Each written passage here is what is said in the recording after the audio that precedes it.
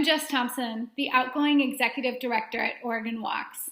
Thank you for joining us for another Walk the Talk, Talk the Walk conversation. A bit about Oregon Walks. Oregon Walks is a 30-plus-year-old nonprofit, membership-based advocacy organization focused on promoting walking and creating conditions that make walking or using a mobility device safe, convenient, and attractive for every person in Oregon. We started the Walk the Talk, Talk the Walk series as a way to learn more about the ways in which communities most impacted by historic and current disinvestment and oppression experience walking and rolling in the right of way. Our goal is for Oregon Walks and all active transportation advocacy groups, policymakers, and organizers to learn and do better. Oregon Walks is committed to continuing to deepening our equity learning and practice. Thank you for joining us on this journey. Today, we hear from community leaders Laquita Lanford and Andrew Campbell about their experiences biking in Portland and what Portland can do to shift to make biking advocacy and outcomes more equitable. Thank you for joining us as we walk the talk and talk the walk today around biking. So my name is Laquita Lanford. My pronouns are she, her, hers. Everyone calls me Q, so feel free to drop that in there. I'm a local organizer and advocate on housing justice issues, transportation, do a variety of things in my community. But this last cycle and all the work that I've been working on is a response to work that I've learned about the history, Black history in Portland. And Andrew Campbell, pronouns he, him, his, or Andrew, and group I associate with just the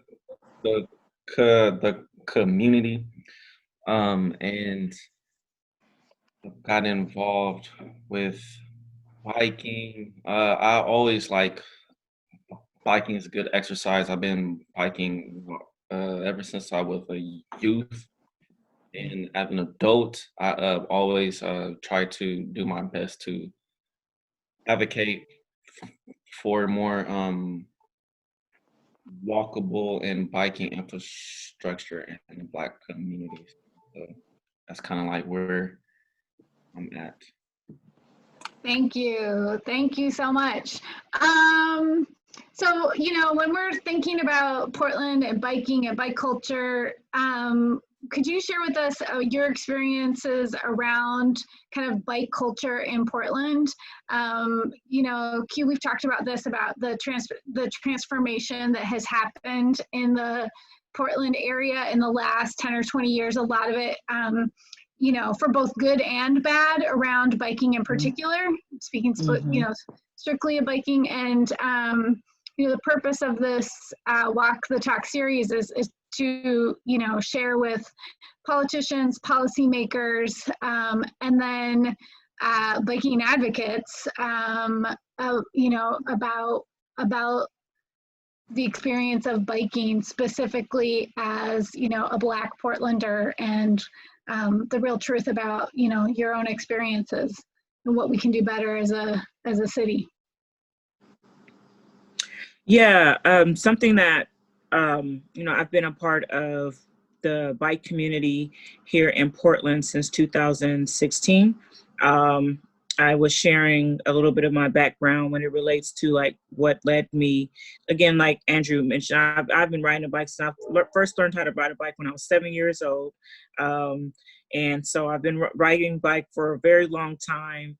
And as I got older, in my adult years, when I was a teenager, when I lived in Houston with my parents, we lived in a neighborhood that we couldn't wait till the summertime to meet up with your friends on your bikes and ride trails and things like that. So my father lives in a neighborhood in a community.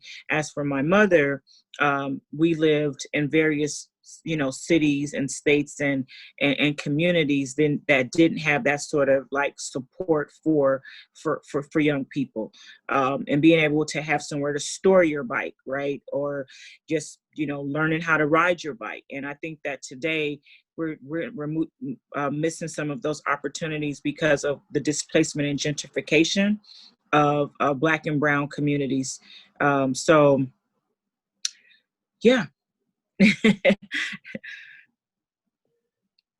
And the infrastructure, I see that the infrastructure definitely has improved over this last 10 or 15 years, but it also, again, due to the displacement of the Black community locally here in Portland, a lot of those changes didn't happen at their request 30 years ago, but at the request of someone else as more people start to move into communities and displace and gentrify. And there's plenty of articles and research around, bike lanes coming into communities of color, and that's a symbolism of displacement for that community. Mm-hmm. Thank you. Andrew? Yeah, so it's like the Portland bike culture is inviting for white men.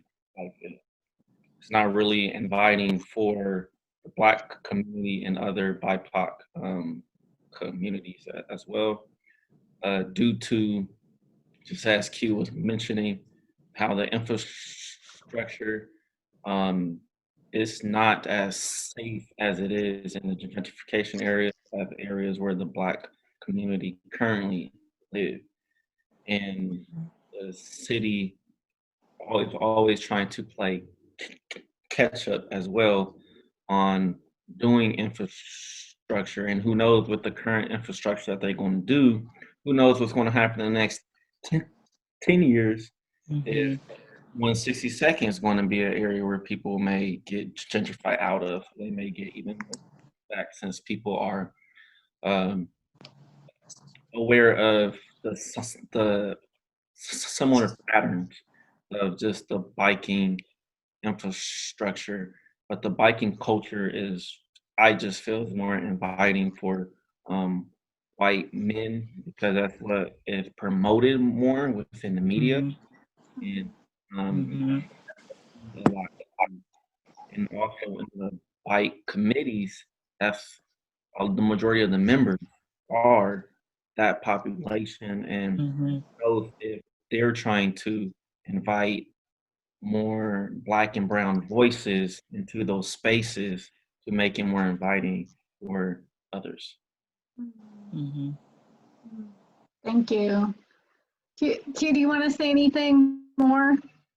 Yeah, I definitely agree with you on that. I feel like, again, like when I returned back to Portland in 2014, and what led me, as I mentioned a little while ago, what led me to more interesting. For one, I was diagnosed with multiple sclerosis in 2010. So my mobility had declined very quickly, but not from how I was being able to run and ride and walk and do all of those sort of things. So right before I moved to Portland, I was living in Houston, and it was at a distance of the job that I had acquired. And so I remember walking to work one day and seeing this pawn shop and was like, oh, I should get me a bike. But it really wasn't it wasn't for my own form of transportation, because I couldn't afford a car. So I was like not really being teased in Houston, but I kind of was being this Black woman for riding the bike. And it didn't bother me none whatsoever. I was just like, it's a form of exercise. It definitely gets me from where I need to go. But people were a little bit like, you're too old to be riding a bike. And it didn't really bother me. And so when I came back to Portland, I saw that there was there was the bike lanes, there were more activities, but I didn't see Black people, again, riding bikes, and brown folks in my community. So that led me to curiosity, learning about Vanport, some history, and then learning about organization by the name of Community Cycling Center that opened up my eyes to many different things. And so I felt that from that experience, it led me to learning more about committees, and went through a training program that they had to offer. And it opened me up to want to bridge that gap with biking in the Black community and in the brown community, and also for Black women and folks with disabilities. So from just those interaction and experience that I had very early on, it led to some other doors that was not open for me. I literally showed up to these meetings because I started following certain people and was like, hey, and looked around, and that wasn't a lot of people of color whatsoever in the room. And if they were lighter, they were white passing POC folks. Mm-hmm. And so it was very clear to me that I didn't know at the time, for almost 5 years ago, that I needed to do something, but I did. And I connected with a young man by the name of Donovan Smith, and him and I went back and forth with Community Cycling Center that opened up space. And I had the shirt that I'm wearing today was a message that I had seen. It said gentrification, it was weird. And I was like, you're right, gentrification is weird. So I was just like really excited about meeting him, and we talked. I didn't know him, he didn't know me, but we brought it together, and we created this really amazing bike ride that brought our current mayor, Ted Wheeler, to our event, and other folks to have that discussion. And there was some ask and some promises from our officials to be able to do stuff. And we also were the first to use the Bike Town bikes for a community bike ride. Mm-hmm. So history, shifting that. And then I've been advocating for bike youth and all those things for the last few years. So I'm an expert, I would say, they say. Yes, you are. That is for sure. Who are your biking inspirations or elders? Like, who are people that you kind of look to as like people that, you know, inspire you for biking? If you. Andrew, you want to go? I step up, step back. And I'll be doing the same thing, you know, the step up, step back. Mm-hmm. But I think what really like inspiring to me is just family, and being born and raised here, and being aware of the history and the impact, and how we just manage the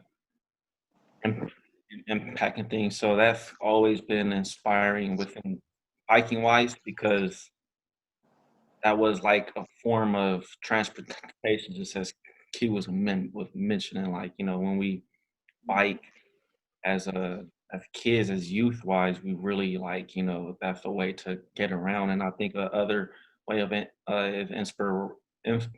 biking inspiration is seeing the youth get involved in biking, because that kind of mind give me a self-reflection, like, oh man, I remember when I was there doing the same thing, you know, getting to point A to point B or to F to by biking, or active mode transportation, or public transportation as well. So I think those has always been like inspiring things, and also to hear and see more culturally specific organizations that is advocating for Black and Brown bicyclists and community organizing, like Q just mentioned, how organized a community-led biking event in Black and Brown neighborhood. I think that's a very huge, and that really shows that collective cohesion with the community. And then I know in the past there's been other like biking events in East County, like I know Beyond Black and stuff, they did some things with promoting like biking things. So it's kind of like a loaded answer, and those are some inspirations. So it's Q, it's the youth, it's the elders, and it's the community. It's just all of the Black and Brown community leaders and activists that's really trying to push healthier modes of transportation. in a safe way, because that's a whole other piece when you add. Safety. Yeah, I would say for me, just being able to, in this day and age, be, like the youth, the young people is what keeps me going. Very often, some, like they say, well, the saying goes, it's hard to teach a old dog new tricks, but it comes from somewhere, right? And when I first saw the community hub, the community cycling center hub in North Portland, in the new developed area of New Columbia, it was the young people that I saw hovered around this bike hub that inspired me, or brought my curiosity to what they were doing. They were fixing bikes, and they were there because that's what the hub. It's just open from March, early mid spring until late summer, and so that's a really great way, like the young people get involved, volunteer gets around, and it's a resource for the community. And I hadn't seen anything like that, so I thought that was really awesome. My father's from Central America, so yeah, that's our first form of transportation back in Belize, is we're having a bike. We rode bikes to school, just all over, like as a teenager. So like you get that before you get your driver's license, and that's empowering when you're on your wheels and your bike looks good, and all these good things. So I would just say, like, my childhood memories, and moving forward, but we also don't get those lessons, right? Like transportation as an angle of a career path. And so here in Oregon and here in Portland, that again, these conversations are so needed and have been so uplifting to be a part of, and to encourage others. Like my experience of leading that bike ride encouraged Beyond Black to want to lead a bike ride, or other Black folks to get into transportation. There's a couple women groups, Black women biking groups, which it's awesome to see. I haven't been riding my bike in the last 3 years, or maybe even long. Well, I wouldn't say that. I would say, like, I still ride the Bike Town bikes.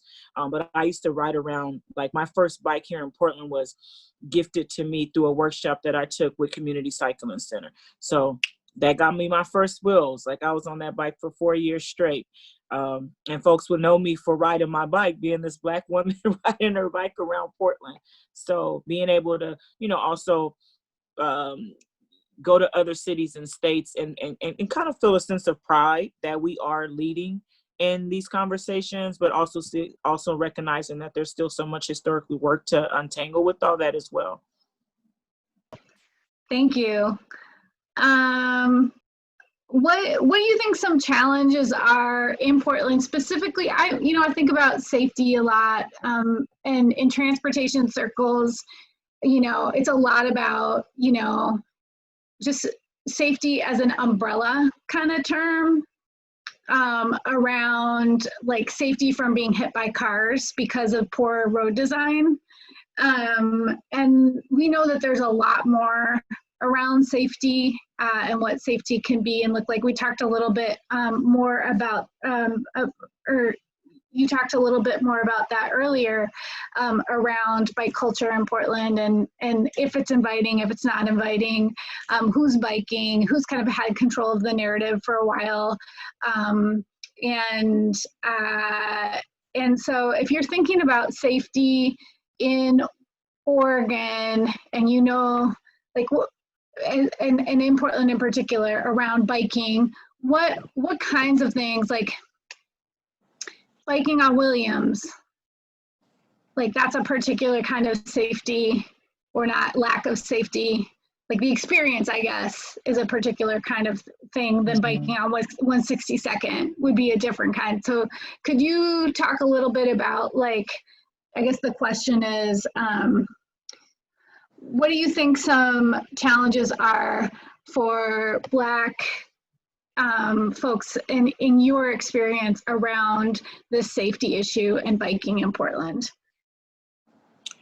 It definitely feels like and Andrew mentioned this earlier, like, white, the white men on bikes and like just that culture. It just makes us feel like it has made me feel like one part of like being unsafe is how people perceive you on a bike and what you should know. Like, you should wear your helmet. Like, there's rules to the there's rules, or and there's regulations, or things like that. And it's not because we don't want to wear a helmet. We just may not. For me, I had locks for so long. It was hard for me to wear a helmet with my locks.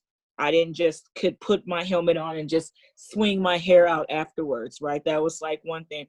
And then also, like, again, I live with a disability, so I am getting a form of an exercise, but I'm also like not riding super fast. And so depending on where you're at, folks are flying by you and literally will give you a nasty look, and that feels unsafe and that feels uncomfortable when you're doing your best and that person doesn't know anything about you or what have you, and you're getting like dirty looks for like not biking the way that they believe that you should do. Like, it's a manual, and there are manuals that we found out there. Another experience that I have that was unsafe was very early on. I live in Old Town. I live in downtown on Nato Parkway. And I live in an apartment complex. I don't have anywhere to park my bike. So I would bring it, if I parked it outside, I feared that it would get stolen if I locked it up. So I brought it inside. So just that, dealing with my neighbors, white neighbors, and the way that they are like, I'm taking up too much space in the elevator by bringing my bike down. Also, I was riding my bike on the sidewalk, and what the city, how the city can get better with giving, like having more signs and information that really allows people who's traveling to know this is just a bike lane. You can't ride your bike on the sidewalk. So a police officer pulled me off of my bike while I was riding my bike. While I was on the sidewalk and I had just got on my bike. This police officer was pursuing another person, not me, but stopped me and looked at me and said, you can't ride your bike on the sidewalk. And I was just a little bit away from the light. I was not going to cross the street. I was getting ready. And before I can even make my own judgment, he pulled me off of the bike. I went through just thinking about it, a long situation to deal with that police officer, because he was a transit police officer and he was from Multnomah County, or he was a Multnomah County sheriff. So it was different from being a Portland police. When I made the report, I went all the way to court, you guys, for this, just so I can have some resolution, in the sense that this wouldn't happen to another Black woman or another Black person or brown person within our community for not knowing, right? And then I had to pay, and then it cost me, not that person. It cost me to pay for this and do all that time, but I was willing to do that so I can have that experience, so I can share how we could get better at advocacy and biking in the city for Black and brown people. So that was a lot. That was a couple different things, but yeah, safety is huge, especially dealing with police and and authorities, or any type of authority. I would say police, but also any authority. It could be a security that will use their power and their authority towards Black and brown folks, and to put fear amongst us. I'm glad that you did pursue and hold that officer accountable, because that needs, a lot of the times we don't have the time, the patience, or the availability and the funds to really hold people accountable, especially not just officers, but these white folks as disrespectful as well when Black or brown people are biking. Mm-hmm. I think a few challenges to add on to what Q was mentioning is like the access to bikes is difficult at times, especially in the communities where the Black and brown population currently live. Mm-hmm. Compared to the gentrification areas, you see bike shops everywhere. You got like 3 bike shops on the same block. When you go out to East Portland or East County, it's like, dang, where's the bike shops at? And then also it's kind of hard at times to really keep your bikes safe. So how should Portland expect Black and brown folks to bike more when they may not have the space to keep their bike safe year round? Mm-hmm. I think that's a huge thing. I really feel like the white cyclist really needs to be more understanding and show more empathy and respectful to Black and brown cyclists. Mm-hmm. Especially just as Q was mentioning, if they're not, oh, you're not wearing a helmet, or you're not using the turning signals.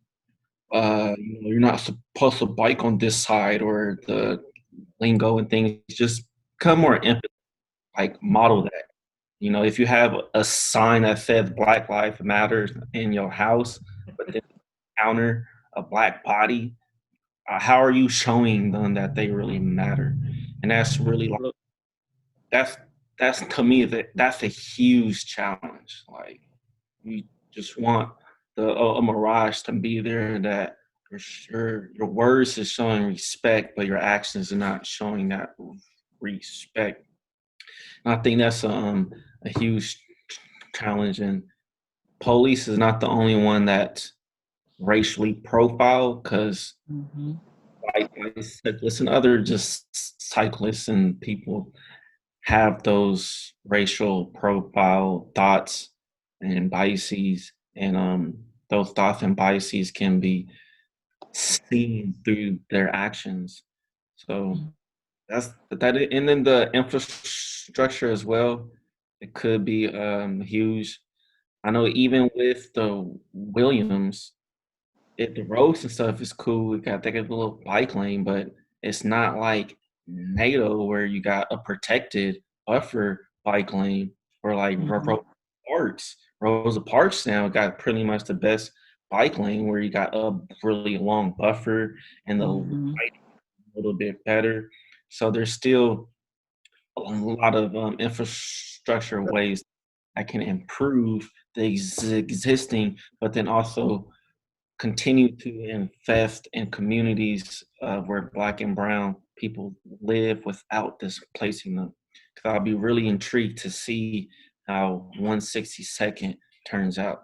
Because that is in the process of going to take one of their car lanes into a bike lane, and we'll see how the community responds, even though have been trying to do their best. What they say, they've been trying to do their best to get that community engagement on what the designs will look like. So it'll be intriguing to see in the next 5 years who is still there in that same address once 162nd and other areas in East Portland get developed. Yeah, the infrastructure is really important. I think that I drove out to now. I'm driving a little bit, now, and I think that's what is that like when you come off the freeway by Halsey, and there's a lot of infrastructure you know, um, that has gone a long ways out there in East County. There's also some bike, now the bikes, that's one thing that I had spoke about earlier on with Bike Town.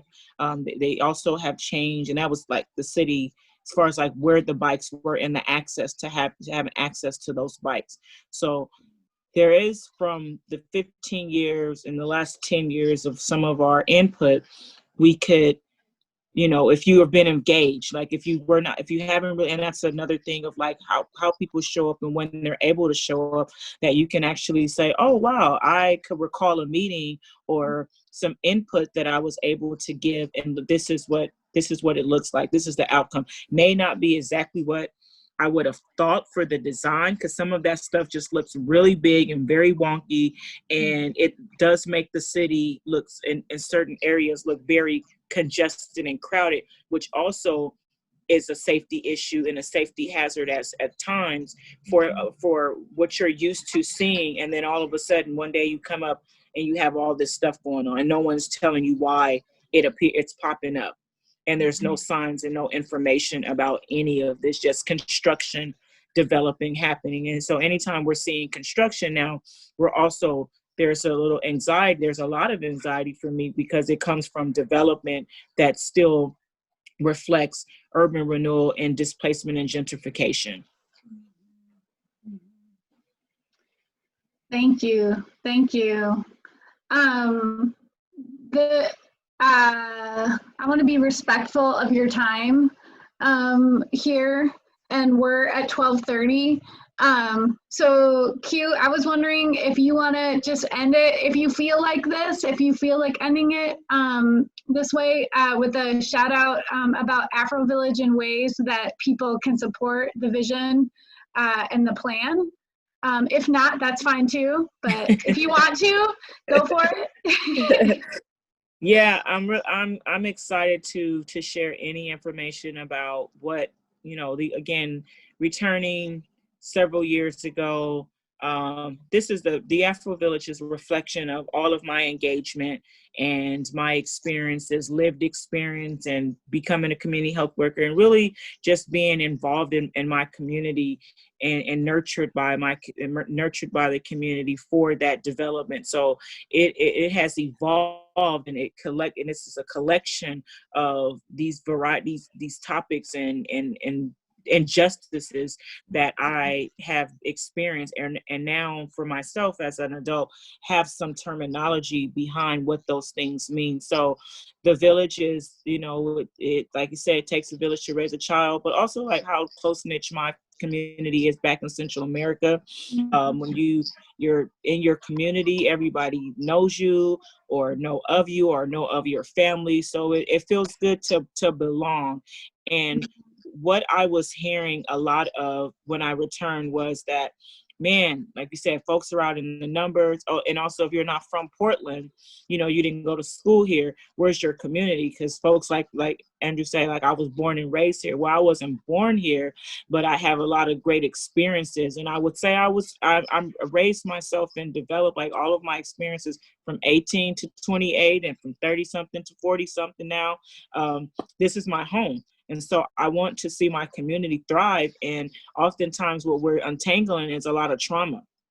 And so the village is a response to this displacement and gentrification that I've heard about, that I've been a part of, and that people in our community, especially Black women, have experienced for historical segregation, right? So I got a chance to work with Portland State last year, just for, again, my curiosity and having other community partners. They brought me in and we had a conversation. So I was able to work with the Portland State students last year to develop a design.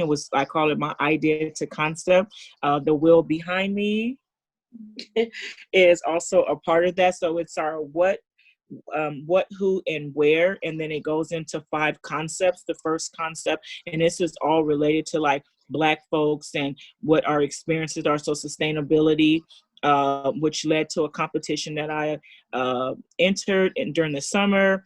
A lot of great things are happening. So it's not about me. A lot of my quotes will say that it's not a lot about me. It's about the community. But God has just been able to use me and my ancestors to reflect this energy. So I'm learning every day about things, but I'm really excited to have this place, this symbolization of healing and opportunities for our community in the future in any way. So again, these conversations are really important to have so we could be on track and not going backwards and I'm so much about let's move. I want to move. Me personally is moving forward. I understand my past. I see it every day. But in order for me I'm a Sagittarius. I'm a fire sign. I light fires and keep it moving. I'm a spark, right? Just like, oh, okay. And so just sparking and being independent and being flexible, but also being a leader for the next generation.